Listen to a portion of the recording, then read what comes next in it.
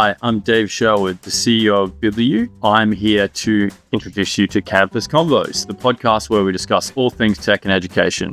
Hope you enjoy it. Please subscribe on wherever you listen to your podcasts, and please give a share to others interested in the space. Welcome back to Campus Convos. Joining me to talk about creating the next generation of experts is Tim Cook, the founder of AI Confident. Great to have you here. Great to be here. Thank you very much for having us. So first off, we're going to talk a bit about some trends in education right now. Tell us a bit about what you think the most exciting tech and socioeconomic trends are at the moment. It'll be no surprise with a business called AI Confident that I'm going to focus on AI, right? But I think, this is such a fascinating technology because it's actually a really broad range of different technologies, and that's something that's a kind of nuance that's often missed when people talk about AI. They hear AI and they hear one thing or see one thing, but actually the massive suite of technologies that are now in the hands of people to be able to do creative stuff is deeply exciting.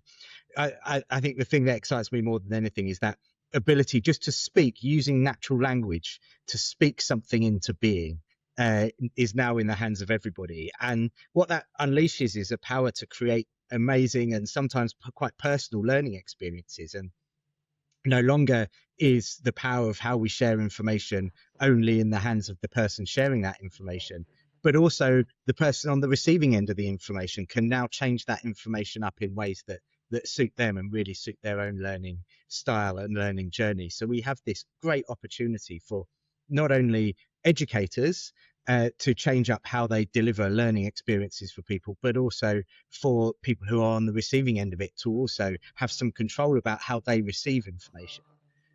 So I'm deeply excited about these technologies, but also the potential, if we get this right, to level up and give everybody a chance is huge.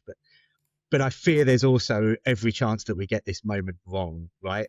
And it's going to take, in order to get it right, is going to take a really conscious set of leadership decisions to use these technologies in the right ways. And the challenge, I guess, at the moment is that same set of leaders are under a huge amount of overwhelm in this moment that we're in from a whole heap of other pressures.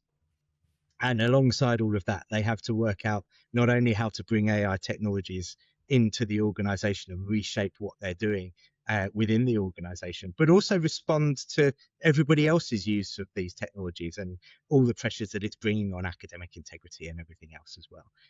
There's a lot of change coming down the line, and being purposeful in that moment of change is going to be really, really important.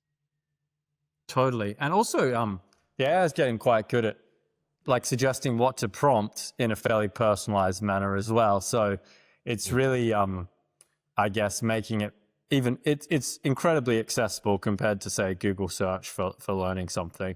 But when it gets good at, to your point, understanding you and then suggesting things to ask it, that's a whole nother level of accessible. Because I think sometimes when you're confronted with a chat box, you're like, well, what do I ask it? Or what do I do next? But it's getting quite good at signposting things. It's kind of amazing how it's changed over time. And in terms of the impact on the education space, maybe if we drill down to higher education, where do you see higher education in 10 years? What's changed exactly?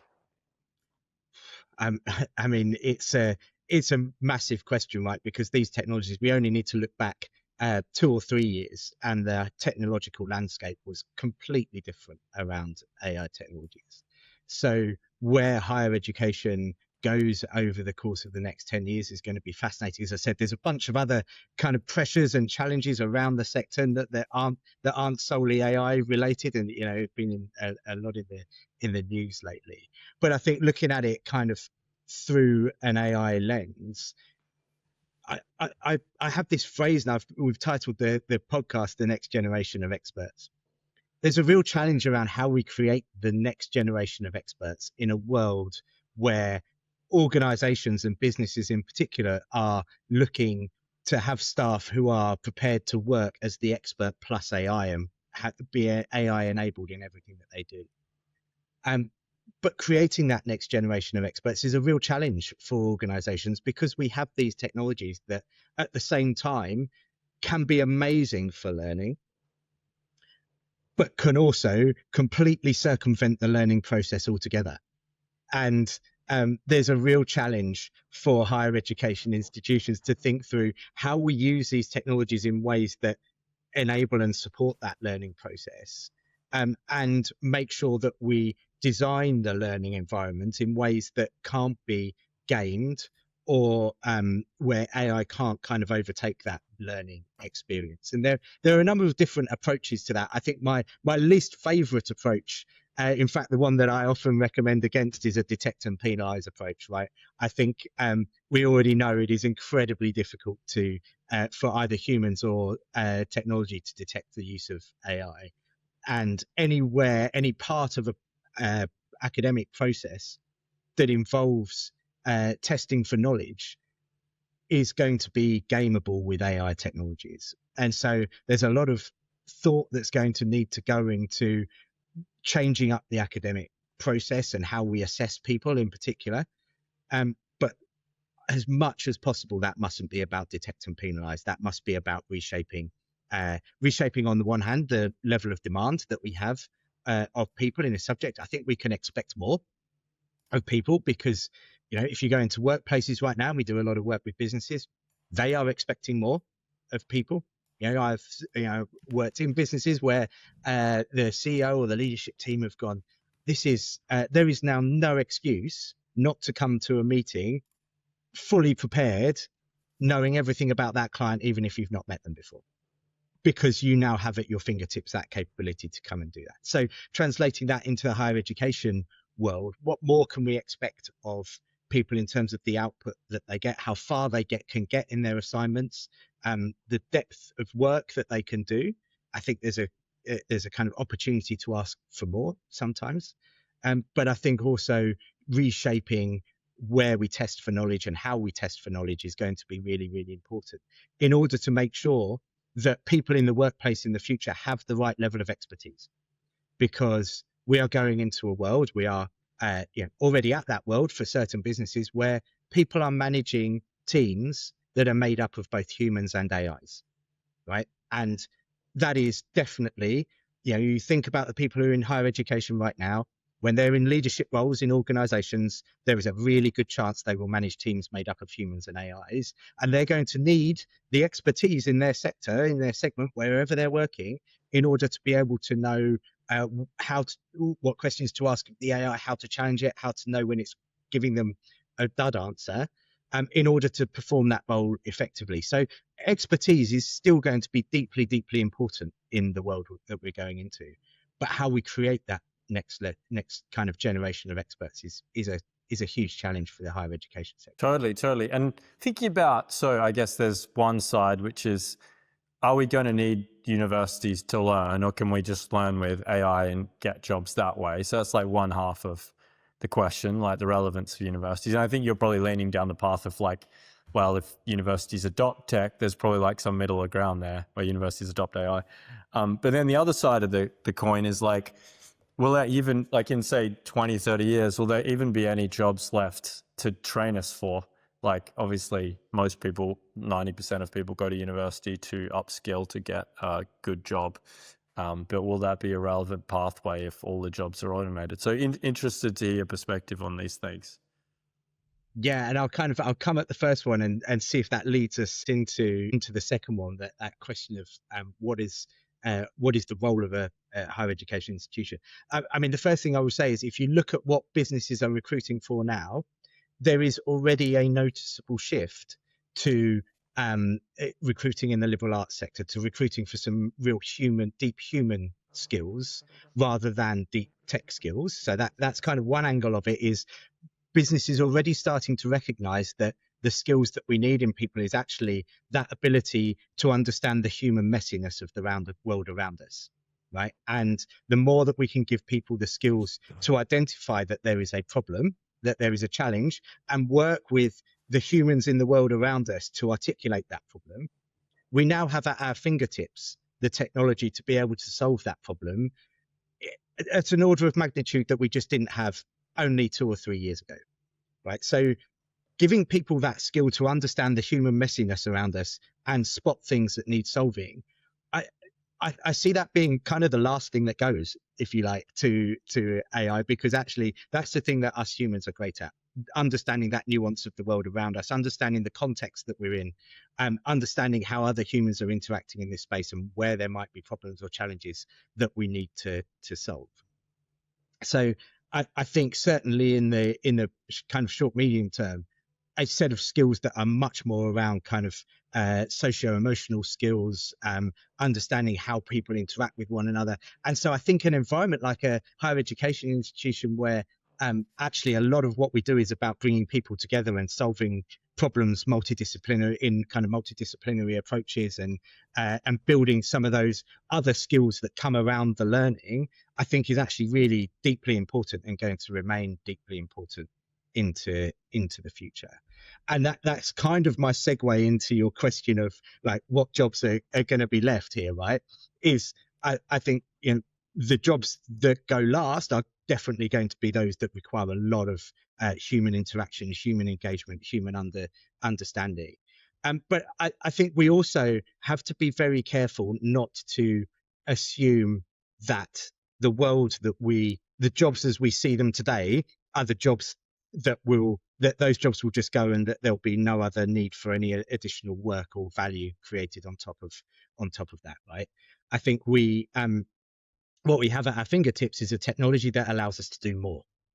Okay. And one of the things that we talk to a lot of businesses about is let's not see these technologies as an opportunity to cut the bottom line or just cut the bottom line, because there is only so much bottom line that we can cut. But actually see these technologies as an opportunity to do more, to grow our business, to grow our value proposition. Or if we do a lot of work in the third sector and with not-for-profits and with charities, and our message to them is let's look at this not through how much we can cut and save, but how much can we scale the impact? How much more can we do? And that puts a very different perspective on the jobs angle, because we move from a world where we say our ambition stays the same as it was 2 or 3 years ago, and we just need fewer people to get there, to saying actually our ambition was here, but now our ambition's up here, and we need, with the same amount of people plus AI, how much further could we go? And whenever we work with leadership groups and businesses, that's the first slide that I put in front of them. Is our mission to achieve our existing objective with fewer resources, or is our mission, our ambition to grow our impact or to grow our income with the people that we have and the resources that we have plus AI? And I think if you take that slightly different view on the world, it's less of a disastrous jobs picture. I'm not going to sit here and tell you that there's not going to be serious disruption in the job market in the coming years as a result of these technologies. I think there absolutely are. And a lot of organizations already are looking at how job functions shift and change within an organization. But actually answering that fundamental question of how much more could we achieve. There's a lot to be done in the world still. It's not as though every problem will be solved by these technologies alone. And that's my kind of cautious optimism that I cling to, is if we look at this through a lens of can we do more with the people and the technology that we have, rather than let's just keep the same level of ambition and not need any people to do it anymore, I think is the wrong way to look at it. I think that's a really interesting way to look at things, and obviously sort of the AI optimist view. Obviously, like something like driving, right? Which, I don't know, have you been in a Waymo before, Tim? I not personally. I've seen plenty of videos and engaged with them. And a long time ago in the UK government, I was kind of working in a role that was adjacent to the autonomous vehicles world. So it's a world I've been in for quite a while. I've been around for quite a while. Yeah, it's super interesting. I've been lucky enough to be in them twice. Just through the Uber app, if you're in several US cities, they'll sometimes offer you one in the Uber app. They're actually coming to London this year. I think once you've been in one, you realize that there won't be any driving jobs within, let's say, 10. I don't know exactly how many years, but not that many into the future. And currently driving is about 5% of the economy in jobs.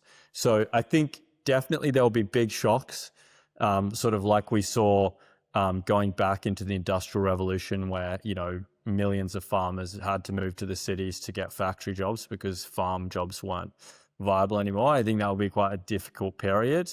The thing I'm not so sure about is like what sort of jobs will be at the other end, because like you say, the economy will be able to create a lot more wealth, and in theory, you know, it's not just about wealth. There's also like quality of life, like, you know, for instance, people often prefer fruit that's like food that's less processed or organic or whatever. These kind of like fancy foods might become more accessible to a broad number of people. I mean, the quality of food the average person eats today is far, far better than what the wealthiest people in the world ate 150 years ago, right? So things like that can be really good. I don't know, if we've reached the singularity point, I can't see a single job that a human would do better than the robots and the AI. But maybe the point is then in that world, it's not really about jobs. Maybe it's about, you know, we create experiences for each other or whatever. Like we value human to human time, which is not really about producing goods or services. It's more just about human to human time. But we still go and watch people play football or watch people play sports. And robots can perform that, right? And there are robot games out there. We still place a value on going to watch humans compete against one another in sport. We still place a value. Image generation has been around for quite some time, and people have been able to create, CGI. Hollywood's been doing CGI for years.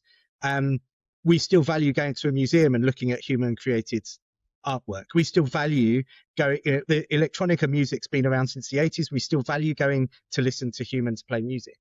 I think just because we can AI something doesn't mean that the market will dictate that we absolutely should everywhere. Even to your driver point, I still think there will be people who will pay to be driven around by a human being. They'll take a commercial choice, a value choice. Actually, I'd quite like to sit and have a chat to someone as I'm being driven through this city and lean on their local knowledge. So while the technological possibility to do it doesn't in every case mean that we will take the commercial decision to do it, we might actually value spending our time in other ways. It's a great point, and I think football's sort of the prime example of how I see the economy being post-singularity. It's where we obviously, as humans, get a huge amount of, we're effectively built to be social creatures wanting to spend time with our families and friends and partners, of course.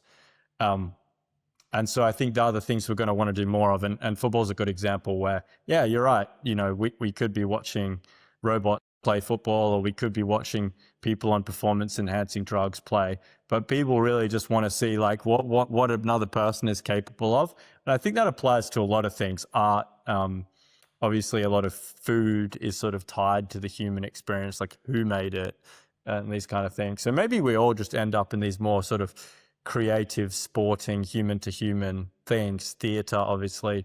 I could see that. Yeah. And then the robots just produce everything we need, like goods and services for us. What about, if AI is smarter, more powerful than us? What's to stop AI taking over the world, or in a very dark scenario, killing all humans? What are your thoughts on that? I think it's one place where we definitely need some geopolitical consensus on how we go about doing this, which is and I fear we're in a time where geopolitical consensus is at a premium, shall we say? But you look at the work that the UK AI Safety Institute, AI Security Institute rather, is doing at the moment, and actually I think that's a really great example of a government really leaning into this space and creating an organization that is going to try and protect against some of those more drastic, more kind of extreme risks. I think if I'm completely honest, I fear that there are a bunch of nearer term risks that will become a bigger problem before we even get to those big picture long term risks. I think there's a whole heap of questions around how we do AI technologies in public service well, and how we make sure that algorithmic decision making is done to the benefit of everyone in a country or across kind of groups, is going to be really important. I think there's a real risk of public backlash in there. I think there's a real risk of bad actors using AI for bad. All of which, like, if we get to the point where we're only worried about the AI, those kind of extreme risks, X risks as the community calls them, if they're the only worry, then actually, like, I'm kind of reassured in that I think there's a bunch of other harms that are coming down the line for us in the much nearer future, some of which are actually around the value sets that are encoded to AI tools. In particular, we're already seeing real differences in behavior between models like Grok or models like Anthropic or others, and actually, people across society need to be aware and take conscious decisions about which AI tools they do and don't bring into their lives. And there's a kind of whole heap of other stuff that I feel is much nearer term that needs resolving, or at least is where my focus is on resolving. And I'm kind of letting the people who know these technologies deep under the hood try and solve those more kind of extreme risks, if that makes sense. Yeah, obviously we can get super far ahead to these theoreticals, but to your point, maybe it's more productive to focus on like things that can be done to alleviate immediate term risks and opportunity, and take advantage of opportunities for that matter. So what is your thought on the regulatory environment at the moment? So if you were the US government, which sort of obviously holds the most sway over the big AI companies, what sort of regulation would you put in place? Would it be more than is currently in place or less, or would it be a bit different? Like, what do you think is important at the moment? Like, let's not think too far ahead, but if we think about regulation in 2026. Well, first, it's worth kind of exploring the landscape that we do have at the moment from a regulatory perspective. So I spent some time in the UK government, probably about 5 or 6, certainly pre-ChatGPT, advising on the regulation of AI technologies. It's difficult, right? Because you have the same technology that can be used for massive benefit over here that can be used for massive harm over there. So regulating at the technology level is difficult. Regulating at the application or the use layer is largely a space, certainly for those nearer term harms. I think it's only those further away harms where getting into the regulation at the technical layer makes sense. But if you look at the different regulatory regimes that we've got at the moment, the EU has obviously implemented the EU AI Act, which is pretty prescriptive and regulates both at the use and at the technology, and sets out unacceptable risk, high risk, medium risk, low risk, different kind of levels of risk of technology use, which many have seen as being a bit too far from a regulatory perspective. And then at the other end of the scale, you have the US, which has proactively rolled back on just about any regulation around AI technology. I personally don't think that's the right approach either, because I think there are as I was describing, a whole set of reasonably near-term harms that we could protect against. And let me kind of characterize what I mean there. The answer you will get from big tech companies in challenging the need for regulation is they will say, we are on a race to AGI, artificial general intelligence, and we're on that race with a number of other societies around the globe, and we can't afford to be second. We can't afford to be last. And I have some sympathy for that argument. No, I buy that to a degree. But I also do not believe that every single use of AI technology is necessary on that path to artificial general intelligence. The critical path to AGI, in my view, does not require nudification apps to be widely available to people. That is a layer of AI technology that we can do without, that is going to cause, in my view, more harm than good, and isn't going to stop us from getting to artificial general intelligence. It's not part of the critical path to get us there. So let's take some regulatory action in that sort of space. Now, that's a really obvious one, in my view. It's still not necessarily being regulated everywhere. But there are other analogous issues where we could probably say that isn't necessary for us getting to AGI and is something that is causing harm, and we should step in and regulate. The UK's approach has been much more to take a sector by sector approach. So the UK government has said we will regulate on the use of AI in finance through the financial regulator. We will regulate on the use of AI in health through the healthcare regulator. And each regulator will take that set of decisions, which has a lot of benefit to it in many ways, because you have people who know the domain taking regulatory decisions. Two challenges. One is they need to be supported and resourced to take those decisions because these technologies are moving so fast. And that is a huge challenge. And secondly, there will be things that fall between regulatory gaps where we don't have a regulatory regime for that particular thing at the moment, and we might need to take some cross-cutting views. But I think it's interesting that we have those three, plus then what China is doing, which is completely different again. So if you like, 4 regulatory experiments going on around the globe at the moment in terms of how we view AI technologies. The really prescriptive one in the EU, the completely kind of step back one in the US, the UK, which is kind of sector by sector, but is a little bit kind of up and down in terms of where that is, and then China's, which is very different again. And I think then at some stage needs to be some convergence across those regulatory approaches and some lessons learned, because I think each will need to shift a little bit based on what we've learned so far. Yeah, I think that's a really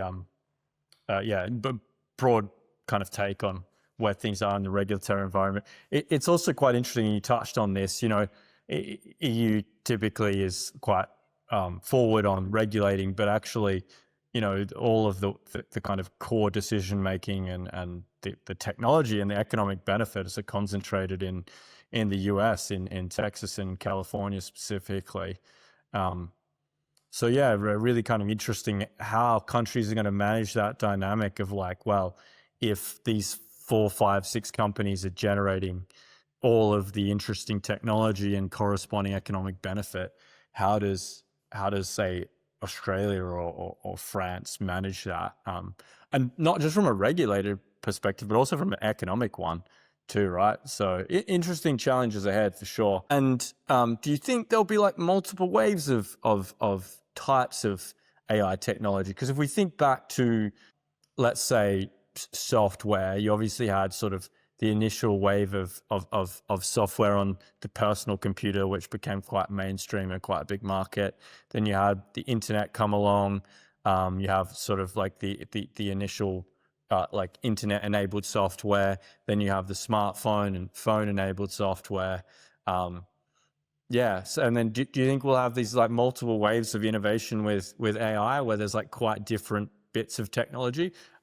A number of friends right now are thinking, oh, if I don't create a company, I'm going to miss the AI opportunity. And on one hand, yeah, definitely there's a wave here and you could miss this wave. And the other, I'm like, no, maybe there'll be multiple waves. So maybe it's not such an urgent thing for them to do, but interested to know your thoughts on that. Yeah, a couple of different kind of angles on that question.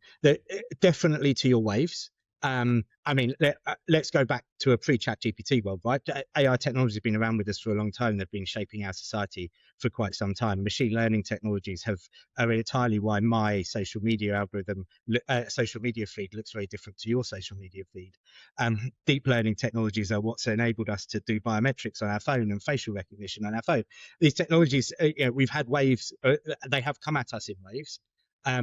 I think the kind of wave we've been in for the last few years around large language models and using in that kind of chat interface, I think we might well see that shift quite quickly. And in particular, the evolution of agentic AI solutions, so AI technologies that can go out and achieve a particular goal for you, we're now starting to see that technology being put in the hands of individuals with the likes of Claude Code, what's gone on with Clawbot and Maltbot and these kinds of things. People now have their own AI agents.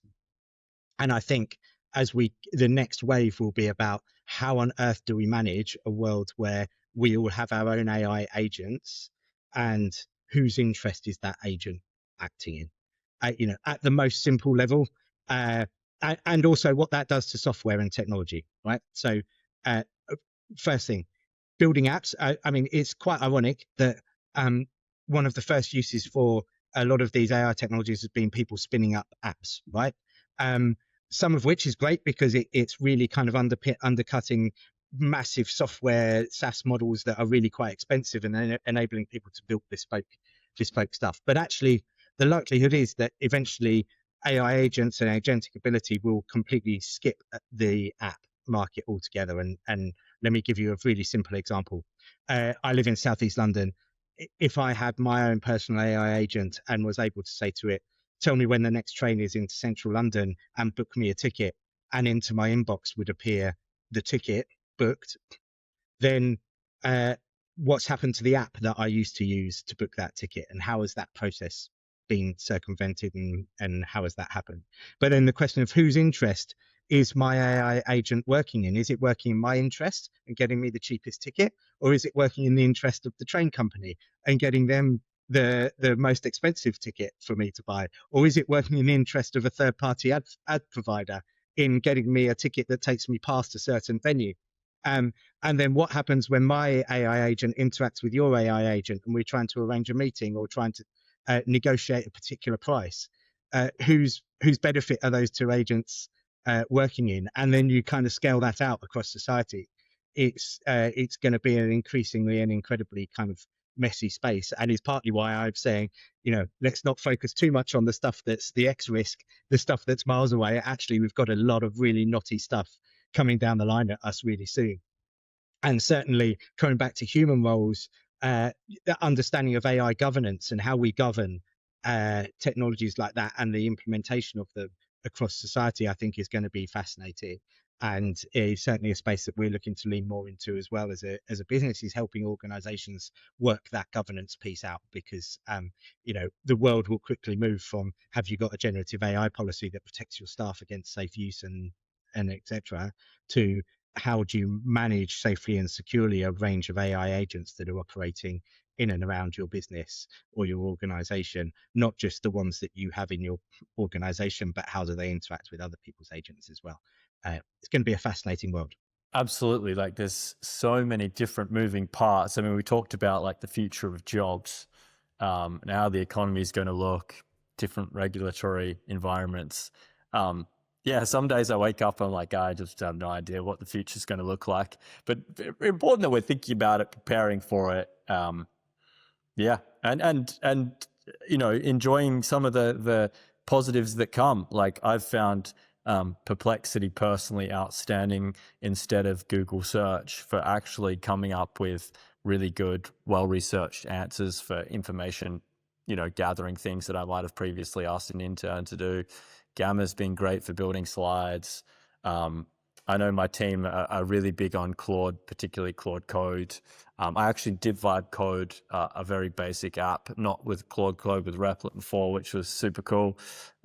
Yeah, any particular AI products you're using yourself, Tim, or recommending to your clients? Yeah, I mean, personal use, I'm invested across a few different platforms. Obviously, you need to understand them. I've been, like you, have been having quite a bit of fun with Claude, and in particular co-work on Claude, and kind of coming back to my opening point of that ability now to speak something into being. I've noticed in the last few months that real shift from having to work quite hard with a language model really to get it to do the stuff that you want it to do, to just being able to say something and it's done. And it's done to a pretty good standard, and that's working, being able to do activities across your kind of software landscape, not just in the model. A huge shift in capability just in the last few months. When you ask about what sorts of things we're recommending to clients, we start not with the AI, but with their problems and their opportunities. It's really easy to go, oh, there's all this shiny AI stuff out here, let's run headlong at all of it. But actually getting organizations to just take a step back and go, right, what's getting in the way of us scaling at the moment? What's the thing that is a real challenge for our people? What's stopping people from enjoying the work that they do? Or what's the big opportunity? What's the thing that we could where we would really like to grow into and serve more people or reach new clients? And start there. and use that to work out what the right AI tool is to solve that problem. Because sometimes also the answer just isn't AI. You'd be amazed the amount of times we run workshops with clients and we ask these kinds of questions, and the answer they give is actually something they already have a software solution for sat in their suite that they're just not using currently. And there's this kind of real, we must apply AI to everything, whereas actually sometimes you go, your expenses tool does do that. You don't need your AI to come and solve that expenses problem for you. The amount of times I've said to clients, you do realize you can send someone a calendar booking link before trying to get Copilot to do all sorts of wizardry across meeting bookings and everything else. You do realize you have that capability already, just to send someone a link and invite them to book a meeting into your calendar. Starting with the problem and working what the right solution is to that problem is the right way about, rather than saying we've got to AI everything.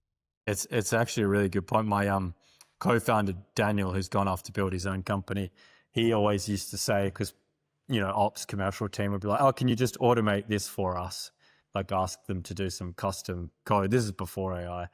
And he'd always say, can you write down the process first and think about how the process should be better before I do that? And often they either wouldn't be able to write the process down, or they'd write it down and they'd be like, hang on, this is a very logical way to do things. Yeah. And even if they wrote down the process and it was something that we should automate, he would then go away and be like, this is going to cost $50,000 or whatever, right? Does this make sense? So there's a really good way of filtering down. But yeah, I think you had something you wanted to throw in, Tim. So the common one we get on that is, I need to create a chatbot. I need to create a chatbot to communicate. We always get asked these same questions. I need a chatbot so that someone can interact with these questions. And when you get to the nub of it and you say, well, why are they coming to you? Oh, they haven't got the information in the first place. Right. Well, let's serve them with the information. We might use AI or might not use AI, but let's actually serve them with the information right in the first place so that they don't have to come to us and interact and engage with the chatbot. Exactly as you say, let's post-it this process out. And it's amazing how many times you still get the post-its out. And you go, right, let's intervene up here before we need to build the expensive AI solution over here. So you're exactly right on that. Yeah, exactly. It's a very similar way of thinking. Well, really appreciate you jumping on today, Tim. We've covered a range of interesting AI topics. Yeah, so everyone that's listening, obviously we appreciate you jumping on and listening to Campus Conversations. Remember to obviously subscribe, drop a review, send us your thoughts, and we look forward to having you join the next episode.